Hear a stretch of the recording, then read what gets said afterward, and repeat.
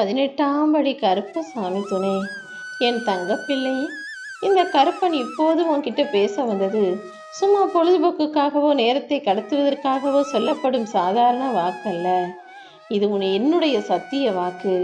உன் வாழ்க்கையை நிஜமாய் மாத்தப் போற என்னுடைய வாக்கு.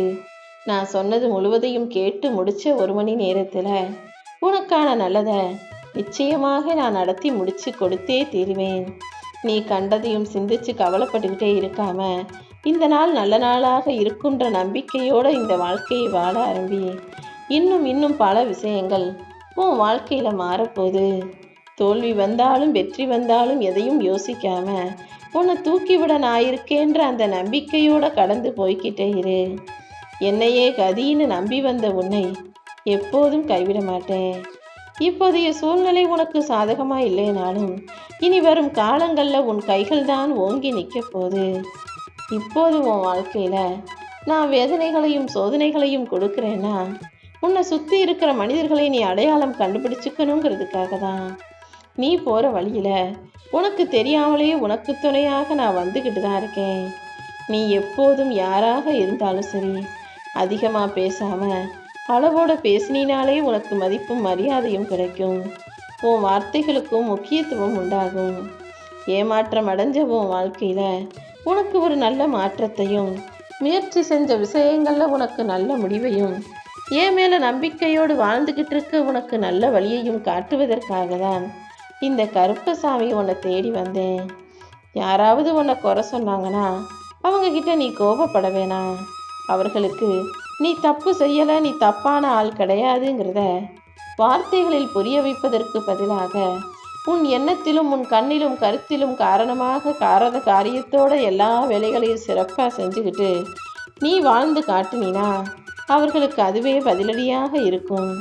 உன் நல்ல மனசுக்கு தான் நீ நல்லா இருக்க, நீ நல்ல குணமுள்ள பிள்ளை என்பதை உன் செயல்களால் அவங்களுக்கு புரிய வச்சிடு என் செல்லமே. நீ என்னதான் மற்றவங்களுக்காக விட்டு கொடுத்து அனுசரித்து போனாலும் ஒரு காலகட்டத்தில் நம்ம பேசாமல் நமக்காகவே வாழ்ந்திருக்கலாமோன்னு யோசிக்கக்கூடிய அளவுக்கு தான் வேண்டியவர்கள் எல்லாம் வேண்டாதவங்க போல உனக்கு கஷ்டத்தை கொடுப்பாங்க. அதனால் எப்போதுமே எல்லா சூழ்நிலைகளிலும் மற்றவங்களுக்காக மட்டுமே யோசிக்காம உனக்காகவும் யோசித்து உன் வாழ்க்கையை வாழப்பாரு. வாழ்க்கைனா கவலைகளும் பிரச்சனைகளும் வந்துக்கிட்டு தான் இருக்கும். ஆனால் அதை சிம்மாசனம் போட்டு அமர வச்சிடக்கூடாது. வந்த வேகத்திலேயே அதை துரத்தி திருப்பி அனுப்பிச்சிட்டு நீ நடக்க வேண்டிய விஷயங்களில் மட்டுமே கவனம் செலுத்து.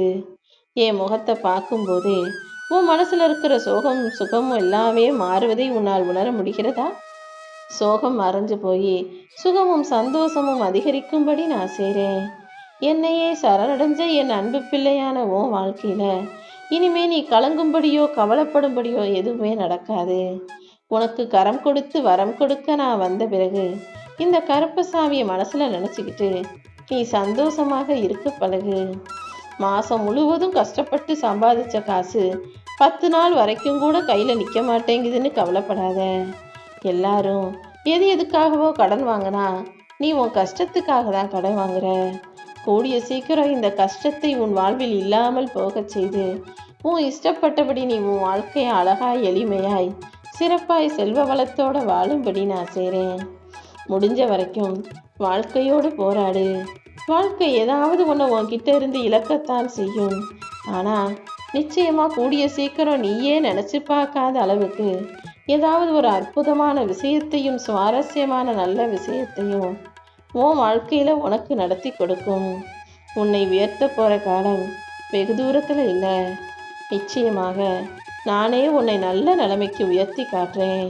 உன் எண்ணங்களும் செயல்களும் உனக்கு நன்மை அளிக்கும் விதமாக உன் லட்சியத்தை எல்லாம் இந்த கருப்பசாமி நான் உனக்காகவே நிறைவேற்றி தரப்போகிறேன் என் தங்கமே.